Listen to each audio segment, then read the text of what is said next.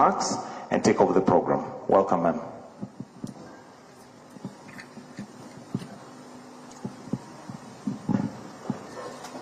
Thank you very much. Your Excellency, Dr. Williams Moiruto, President of the Republic of Kenya, Excellency and my boss, Dr. Musalia Mudavadi, Prime Cabinet Secretary and Cabinet Secretary for Foreign and Diaspora Affairs, honorable members of Parliament, governors, Cabinet Secretaries, my colleague, Principal Secretaries, members of the Diplomatic Corps, senior government officials, very importantly, the leadership and members of the diaspora who are here with us, distinguished delegates, ladies and gentlemen, a very good morning to you all. I'm Jamboni. Excellency, it is with great pleasure and honor that I welcome you today to this significant event, which is really a gathering that not only unites us, but symbolizes the convergence of our aspirations and the efforts and shared dreams of a thriving Kenya. Excellency, this wonderful event has been made possible by the kind and generous support from our sponsors, KCB, Konza Technopolis, GIZ, Vidu, among others, and we're very grateful for that.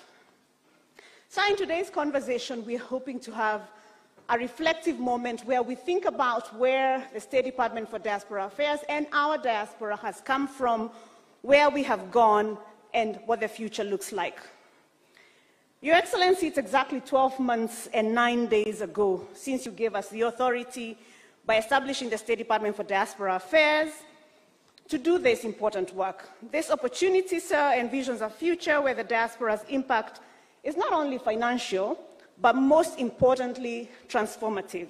And I am proud to report, sir, that we have made important strides in fulfilling those promises.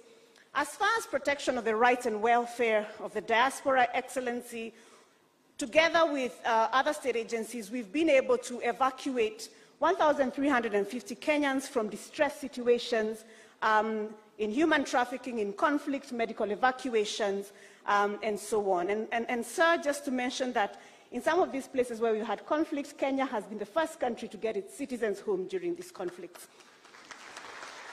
Excellency, under the promotion of continuous dialogue, we've held many conversations such as these. You probably don't see them with a lot of branding because a lot of them happen virtually because that is where our diaspora are. We are working on the incentive framework for diaspora remittances, sir, and very early on you gave me a target of shillings 1 trillion in remittances, which I am happy to report we are working very hard on.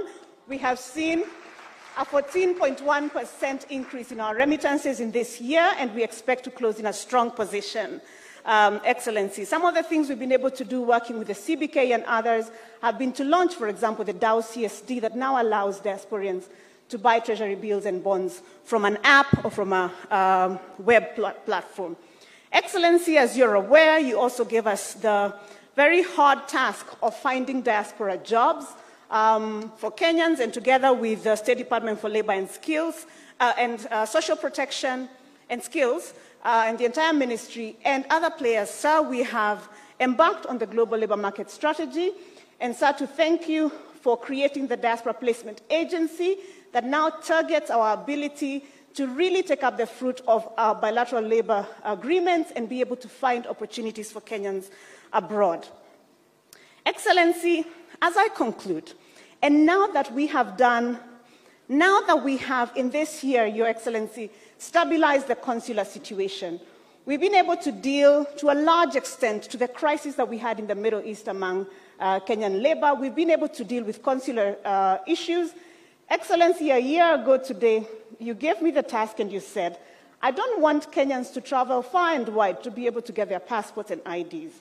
In the last 12 months, sir, we've been able to serve Kenyans in 22 countries, taking the mobile consular services in about 100 different cities where services are to be found. And we've served people, sir, who've not seen us anywhere, including in Yemen, Your Excellency. Now, as we have stabilized and as we have built that very firm foundation, what is my dream? What is the dream of this ministry for the diaspora? Diasporians, I am inviting you to do 4 things.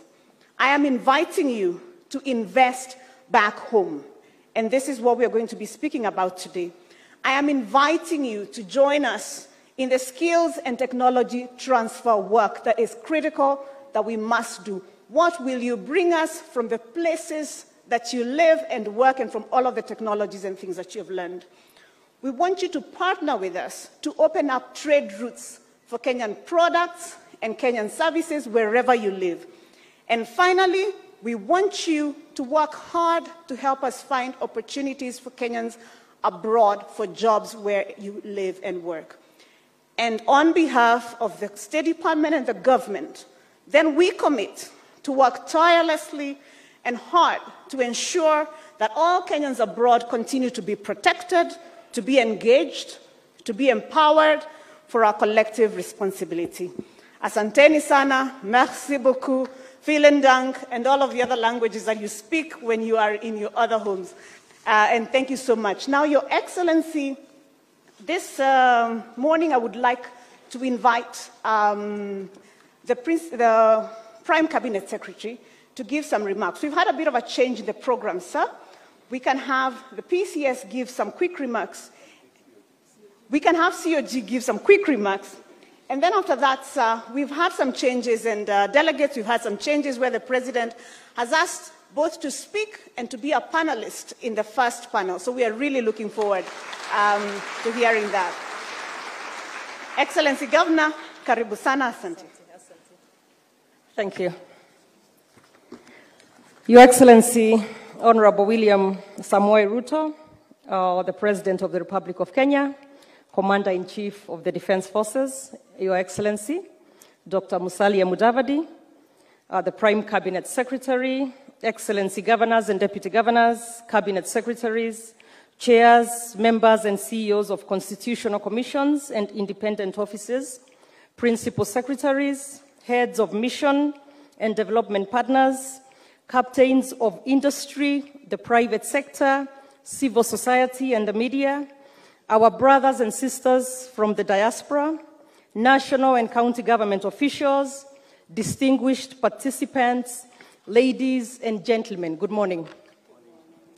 First and foremost, allow me to convey apologies of the chairperson of the Council of Governors, Her Excellency Anne Waiguru, who due to unavoidable circumstances could not join us this morning. It is therefore a great pleasure to represent the COG Chair and deliver her remarks as we engage in the Diaspora Investment Conference, whose theme is Tujenge Kenya, Bridging Borders, Building Futures. As a council, we take this early opportunity to thank the organizers of this event for having us in the discussion. Distinguished participants, the current Constitution of Kenya ushered in a devolved system of government. There was a lot of excitement as the county governments were inaugurated after the general elections of March 2013. True to the expectation, the county governments, slightly over 10 years now, have made a tremendous positive impact on the lives of Kenyans. Indeed, devolution has significantly contributed to our nation's journey towards unity and equitable growth and development. The Constitution assigns functions to the national government and to the county governments. Each level of government has a responsibility of implementing the functions assigned to it. A quick glance at the functions of county governments indicates a huge responsibility for the production and service sectors. These functions include crop and livestock production and fisheries, early childhood education and childcare facilities, cultural activities, public entertainment and public amenities, county planning and development, including housing, trade development and regulation, including local tourism and cooperatives, healthcare services, county roads, street lighting and public road transport, soil and water conservation and forestry, water and sanitation, solid waste management services. Implementation of these services and others, whose details we shall share with during the county government session on Friday, have been revolutionary. For example, before 2013, you had to visit the city of Nairobi or a major municipality in this country to experience the beauty of streetlights. Courtesy of county governments, streetlights are in all the counties, including the very small urban areas and centers. Since independence in 1963 and up to 2013, the central government did not employ a single teacher or early childhood education, that's nursery. And courtesy of county governments, there are more than 48,000 teachers of early childhood education and the payroll of county governments. For the first time since independence, Mandera County performed its first cesarean delivery at Takaba Sub-County Hospital in 2014. Esteemed guests, each of the 47 county governments has unique opportunities for investment. Our collective desire is that each county becomes an attractive investment hub. These hubs beckon both local and international investors, particularly our esteemed diaspora community, to partake in the increasing opportunities across various sectors. To catalyze this, county governments have put in place a couple of strategies aimed at attracting and retaining investments. This includes enacting policies and regulations that encourage the growth of specific industries and investing in critical infrastructure. Specifically, each of the county governments has identified at least 5 value chains that are visible for aggregation and high prospects for value addition and industrialization. County governments are therefore seeking partnership with you and your networks to accelerate the growth of counties as industrial hubs. Ladies and gentlemen, some of the investment areas where we see great potential for investment and therefore collaboration include in the agriculture and agribusiness. Our counties offer vast arable land and favorable climatic conditions for a wide range of crops. 2 manufacturing and industrial parks. Kenya is strategically positioned as a regional hub for manufacturing. Our counties are establishing county industrial parks, offering prime locations for the diaspora community to establish manufacturing plants. 3, renewable energy. The potential for renewable energy projects in Kenya is enormous. Our counties have significant solar and wind energy potential, making them ideal for investment in clean energy solutions. Our infrastructure development. Kenya's rapid urbanization requires substantial infrastructure development. Investment opportunities abound in the construction of roads, bridges, and other critical infrastructure projects. Healthcare and pharmaceuticals. The healthcare sector in Kenya presents a wide range of investment prospects. We can explore construction and management of modern medical facilities and manufacturing of pharmaceutical products. Tourism and hospitality. Kenya's rich biodiversity and breathtaking landscapes and culture make it a premier tourist destination. Counties offer investment opportunities in eco-lodges, hotels, desert drives, and related tourism services. ICT and technology. Kenya's technology sector is dynamic and growing. Counties are creating innovation hubs and technology parks. Housing and real estate.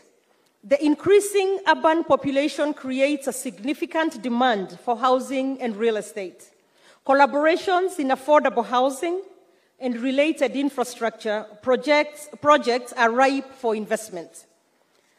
Finally, education and skills development. Investment opportunities in the education sector include establishing training institutions, vocational centers, and e-learning platforms to enhance the skills and knowledge of our workforce. Distinguished participants, The county governments want to collaborate with the diaspora community as active participants in the development journey of our counties and country. You are already doing a lot, and you can do even more. We look forward to structured dialogue between you and the Council of Governors and invite you to visit our counties. Do not hesitate to book a date with the Council of Governors to fast-track your engagement with your county of choice. As I conclude, I thank the organizers for spearheading the process, wish you fruitful deliberations, and extend a special invitation to you all to join us for the county government's session on Friday, 15th December, starting at 10:30 a.m. Asanteni sana. Thank you. Thank you very much, Excellency Governor. Allow me now to invite the Prime Cabinet Secretary and the CES for the Foreign and Diaspora Affairs, Karibu sana, Waziri Mkuu. Thank you so much. Thank you, Madam Njogu. Your Excellency, the President of the Republic of Kenya, Dr. William Samoei Ruto, the Governor, Madam Kihika Kimani, Susan Kimani, the father was somebody I knew. Then my two principal secretaries and other principal secretaries present, Your Excellencies, ambassadors, distinguished guests, ladies and gentlemen. Hamjambo. I will be very brief because Madam Njogu has spoken to the issues very well, and the President wants to have a one-to-one engagement, and I do not want to eat into that time. I want to try and shorten so that we can maximize on that interactive session. But I'll just highlight one or two things. One, it is so significant that this event is taking place here when we are celebrating 60 years of independence. That is a critical milestone. The message here is that the Kenyan diaspora has truly come of age, and it is therefore important that they take their rightful space in the development agenda of our country. A few days ago, I was in the UK, and I had an opportunity to interact with the diaspora there. They are raring to go. They want their footprint broadened. And therefore, this gathering here will give us that opportunity to enable that to happen. My request to you is that we need your help to also inform debate on the local scene. Your Excellency, let me just pick one example, something called privatization, because our diaspora is really exposed to a lot of models of privatization, of partnership between the public sector and the private sector. We want you to be part of this robust debate that is taking place in Kenya today. Because for us to make sense out of anything, it has to be an informed debate. And your exposure on certain aspects contributes significantly to this. I was, maybe 2 weeks ago, as we were at the COP event, led by His Excellency the President, one of the news items that was running was that the Saudi Investment Fund had taken up 12% shares in Heathrow Airport. The Saudi Investment Fund purchasing 12% of Heathrow Airport. Now, I bring this as a vivid example because as the Saudi invest 12% in Heathrow Airport, have they uprooted it from London and taken it to, say, Riyadh? It still remains an asset in the United Kingdom, but they are part of the profit process. We need to get our people to understand that when we talk about broadening the space, it's to bring in capital, to bring in technology, to bring in resources that you may not be able to raise on the local front. Now, it's this kind of engagement that I'll be putting across to you as members of the diaspora to enrich that debate on the local scene so that the broader aspects of us drawing capital and bringing in FDI can be seen from a broader perspective. We were having a light moment with the president here, and somebody said, why are you selling KICC? The government talked about privatization. They did not talk about disposal of KICC. Two distinct things.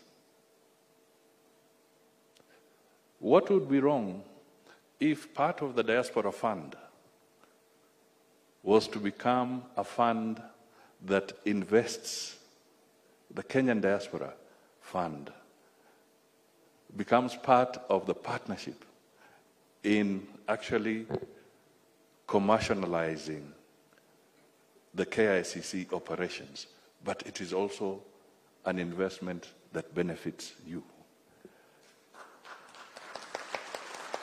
and benefits the people of Kenya. So these are some of the engagements that I would say that might be very, very useful as you converse, so that we help in enriching debate here and broadening exposure, so that people don't start imagining that the government of Kenya is on some kind of free-for-all disposal activity. That is not the case.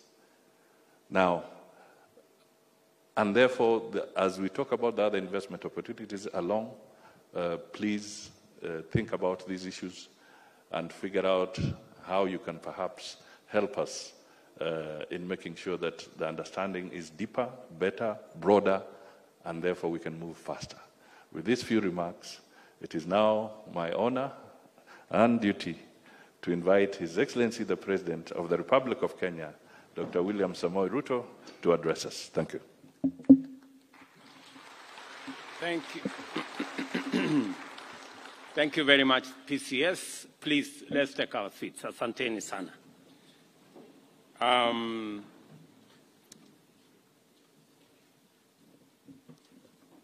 Partners who have put this event together, Prime Cabinet Secretary and your team from the Ministry of Foreign Affairs and Diaspora Issues, our members of the Diplomatic Corps who are here, and our diaspora, distinguished guests, ladies and gentlemen, good morning. Hamjambo. Karibuni sana nyumbani. For those of you, I'm told some of you came straight from the airport and to this meeting. Some of you came a little earlier. Karibuni sana nyumbani. Welcome home. And I hope you will be staying back for Christmas and maybe possibly New Year. But remember to go back to work. I am delighted to join you for this important Diaspora Investment Conference, where powerful conversations shall take place touching on the core of our bottom-up economic transformation agenda. Before I go further, I extend a very warm welcome to all of you, and in particular, Kenyans who have traveled from far and wide, from different continents, and using different means. And again, let me repeat, karibuni nyumbani. I'm also quite proud to witness the culmination of the government's commitment to our diaspora. And for the sake of clear context, I shall set out our commitment in a bit of detail. In our plan, we committed to create a dedicated State Department for Diaspora Affairs whose mandate would be to improve government service delivery, establish a diaspora forum, promote greater local investment by Kenyans living abroad, facilitate through intentional measures greater access to overseas employment opportunities for Kenyans, foster the transfer of knowledge, skills, technology through strategic engagement, promoting the welfare of Kenya's diaspora, and leveraging our diaspora to enhance Kenya's international profile. We have been committed to enrich our engagement with our brothers and sisters living and working abroad beyond the asymmetrical preoccupation with remittances. At any rate, the diaspora's contribution through remittances has overtaken the performance of our major exports and now constitute a major anchor of economic stability and driver of investments in our country. The State Department of Diaspora Affairs is the host of the first Kenyan Diaspora Investment Conference, whose agenda is dedicated to facilitating richer conversation, fostering greater understanding, and strengthening our partnership in investment promotion across various sectors of our economy. This event, therefore, eloquently testifies to the government's commitment in delivering its commitment to the diaspora. I am encouraged to note that during this conference, you are going to be engaged in robust deliberations on various dimensions of investment, from general experience to sectoral components like financial services, real estate, and strategic value chains like agriculture, manufacturing, healthcare, and of course, the new sphere of creative economy.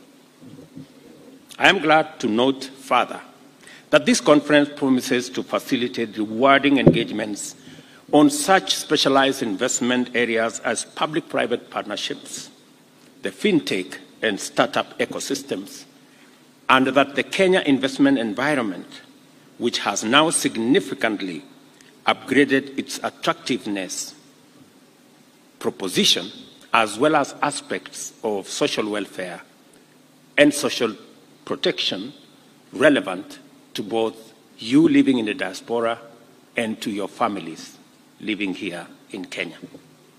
As government, and by keeping the promise of bringing diaspora issues to the center of our policy, programs, and initiatives, I am happy when I see such events that seek to engage a section of our population that was for a long time sidelined on matters of national development and national discourse. However, for the diaspora to be involved in the socio-economic development back home, they have to be secure and flourishing in their host countries. As Government of Kenya, the security and safety of all citizens is our foremost commitment and most fundamental obligation, without which every other endeavor, including the conversation we are having here about investment, would not be possible. We shall continue to engage our diaspora across the globe with the objective of providing systems and structures to protect the rights and welfare of diaspora while mainstreaming their contribution to nation building in every sector of our economy. During my first engagement with the diaspora in December 2022, I committed to decentralize, automate, and digitize as many government services as we can so that the diaspora can access them online and do not have to spend hours or even whole days traveling to get consular service. I can confirm, as indeed my PS diaspora has, that we have expanded digital provision of public services to encompass 14,000 services, government services. And it is our commitment to ensure full digitization, which has not only enhanced efficiency and integrity in the provision of government services, but also improved revenue collection. Additionally, we have rolled out the mobile consular service exercise that has now covered 22 countries and served over 9,000 Kenyans abroad at the closest points to where they live. To connect our highly skilled and innovative human capital with employment opportunities, we have developed the global labor market strategy that will facilitate Kenyans, especially young people, find work abroad. Our objective in implementing all these measures to create safe migration pathways, friendly environment to work in the diaspora, and seamless networks that facilitate, promote, and support diaspora investments back home. The theme of today's conference, Tujenge Kenya, Bridging Borders, Building Futures, is a call to action, summoning us to make our contribution to the growth and development of our nation and to build bridges across all real and imaginary barriers, obstacles, and borders that stand in the way of our progress. This event, therefore, serves as a platform to strengthen the bond between Kenya and its diaspora, to forge partnerships that transcend borders, and to build futures that are prosperous and inclusive. As a country, we are entering the phase of economic transformation where opportunities abound in every sector, and we encourage you to seize your chance and reap a rich yield. You've heard from Susan, the governor of Nakuru, about the opportunities in our counties. They will have an opportunity to engage with you, I'm told, on Friday, so that you can explore the opportunities in various parts of Kenya, the richness of our nation, the diversity of our opportunities, and look at what each and every one of you can mobilize, either yourself, individually, collectively, or even working with other partners from where you currently work, to see how we can promote our country, because you are the foremost ambassadors of Kenya, wherever you are.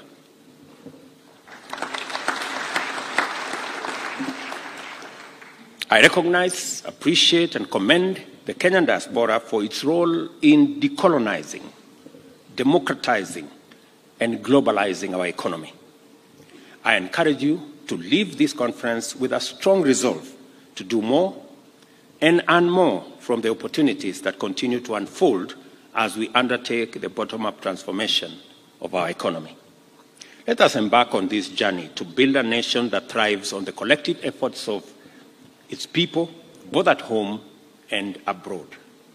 We are keen to work with you to harness your networks in order to channel more investments to Kenya and create opportunities to move this country forward. I wish you, good people, all the best as you engage us. And there are many agencies of government. There are many departments of government that will be having this conversation with you. The ministry has mobilized different actors in our economy so that they can directly answer some of your questions. They can directly canvass their positions with you so that you instead will be their agents wherever you are, because Kenya is the collective project of all of us. Whatever it is that each and every one of us can do from whatever position, whatever vantage that you have, should be for the greater good of our nation. We are a great nation. I am very confident about Kenya, and I'm very confident about the future. And I promise you that Kenya is going to change. This, our country. Take it from me. 10 years from today, people will come to Kenya and they will not recognize. We will have transformed this country in a very fundamental way. And it is going to take difficult, smart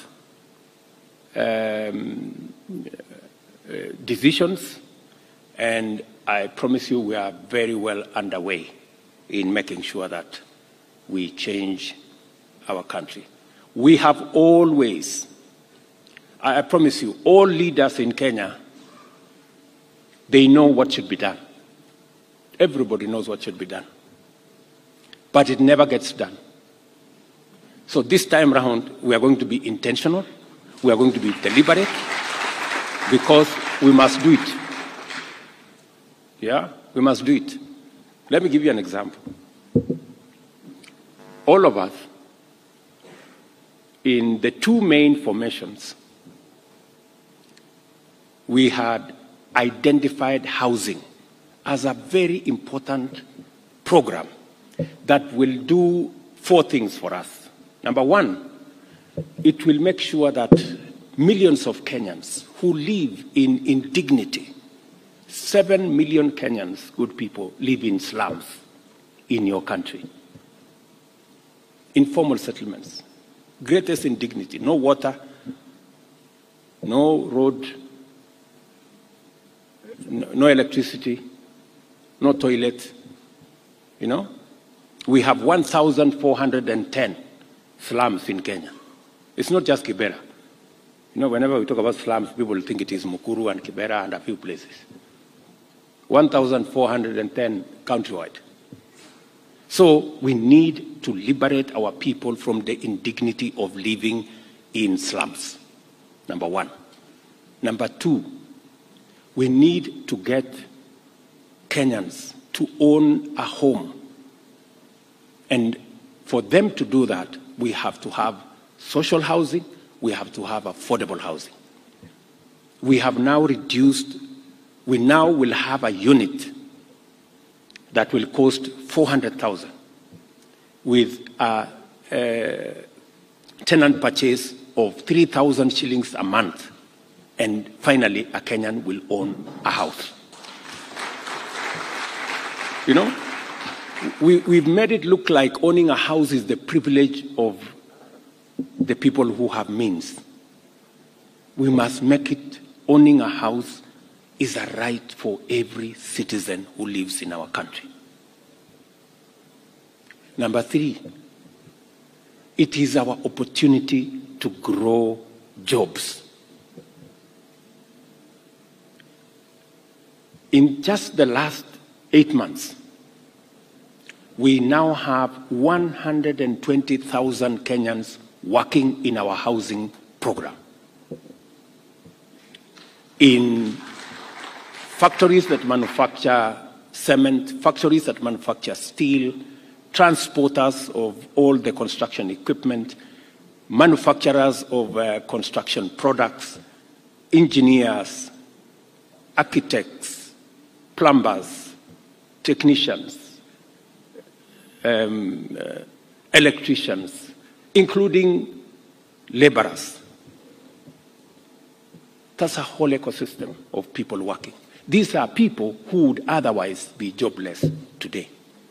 My intention is that we are going to double these numbers by March next year. We are going to triple them by end of next year. And in 5 years, we will have 500,000 Kenyans working, and the whole country will be a bustling construction site. And much more importantly, as you all know,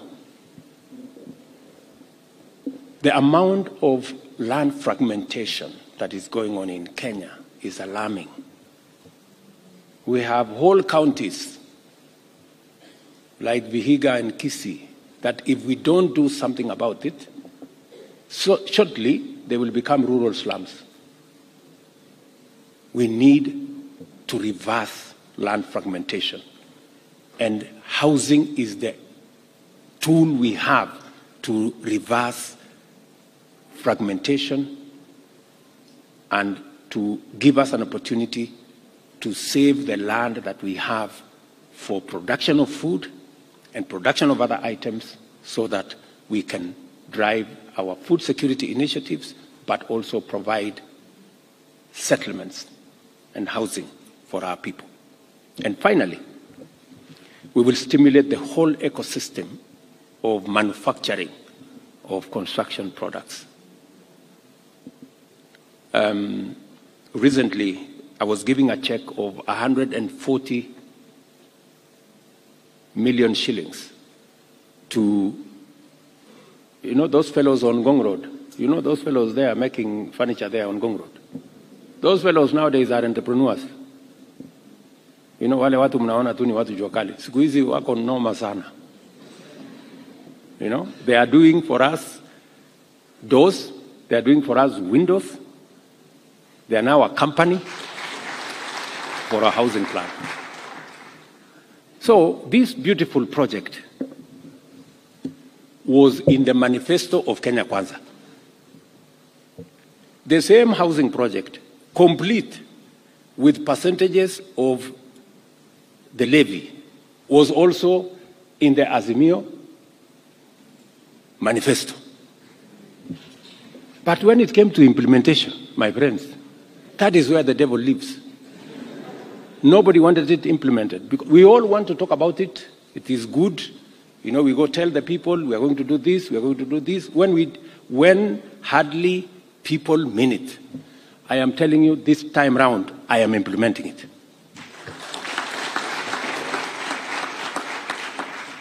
And I am so determined because we must do it. Korea did it, Singapore did it, Malaysia did it, and that is why they are ahead of us.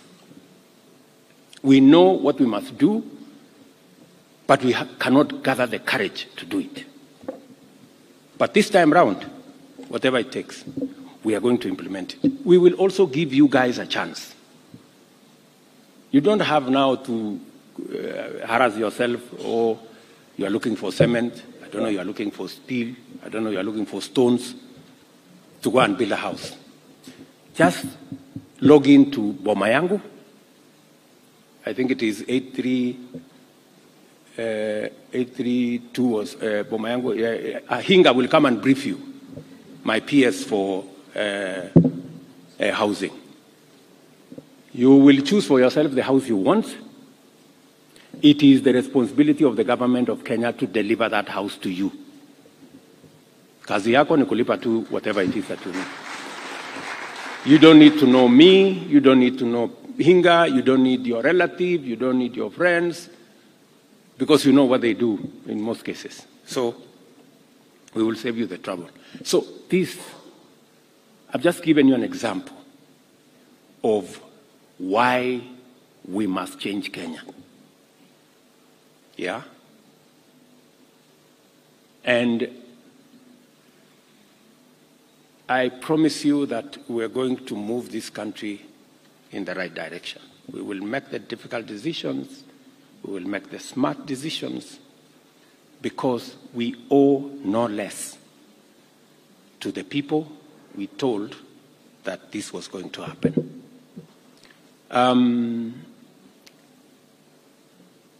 We are also going to save public money.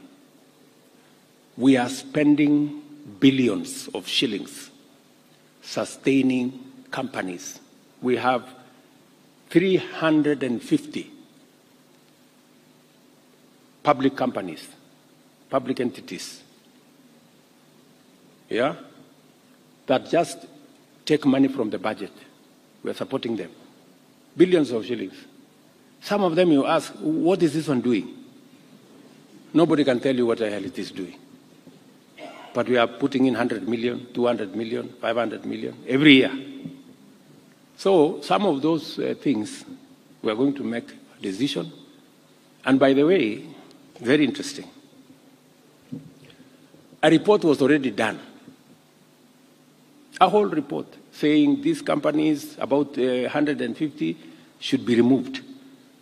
What they are doing can be done by the private sector. In fact, sell some of these companies to the private sector. The private sector will give us more value out of them. Yeah? Some of them divest. But the report has been here now 10 years. Because it's a very difficult decision to make. But I will make the decision. I promise you. I will make the decision and take the consequences. Because Kenya must move. Yes, if we know what the right thing is. My friends, you can never go wrong by doing the right thing. How can you go wrong by doing the right thing? So we are going to make those decisions because, and I am talking to you as members of our diaspora, because we must change Kenya. I don't want to talk about taxes because you guys, I know, you know how much you pay. Munajua. Sindio? So, and you see, sovereignty is managing our own affairs. And, but we are going to work this journey together. And by the way, the Kenyan people are very wonderful people.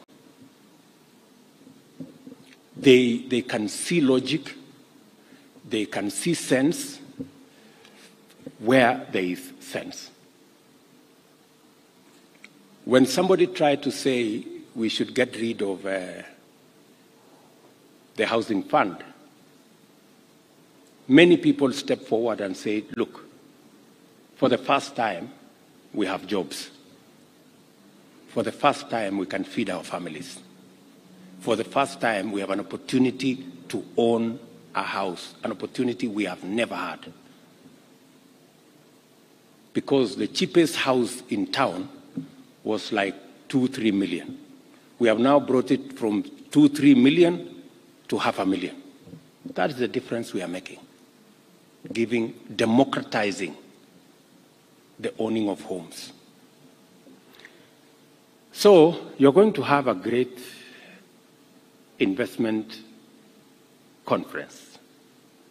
I will be here shortly because I have another assignment, but I really wish you the very best. And I look forward to another engagement, maybe next year when we come and see how we can take this forward. Asanteni sana, my very best wishes, Merry Christmas, Happy Wonderful New Year, and I wish you well.